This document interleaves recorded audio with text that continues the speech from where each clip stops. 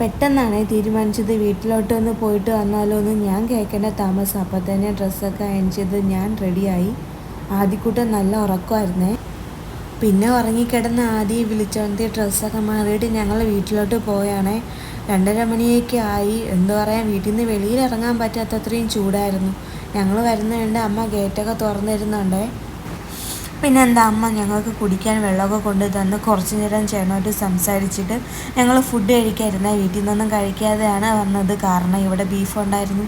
പിന്നെ ചോറും ബീഫും തോരനും ഒക്കെ കഴിച്ച് വൈകുന്നേരം ആയപ്പോഴത്തേക്ക് എല്ലാവരും വന്നു കേട്ടോ. മാമനും മാമൻ്റെ മോളും ഹസ്ബൻഡ് എല്ലാവരും ഉണ്ടായിരുന്നു. സാധാരണ എല്ലാവരും ഇങ്ങനെ ഒത്തു കിട്ടാറില്ല. കിട്ടിയ സമയം ഞങ്ങൾ എന്തായാലും മാക്സിമം എൻജോയ് ചെയ്തു കേട്ടോ. എല്ലാവരും കൂടി ഒത്തിരി നേരം സംസാരിച്ചു. അത് കഴിഞ്ഞിട്ട് ഞങ്ങൾ ഫുഡ് കഴിക്കാനിരുന്നു.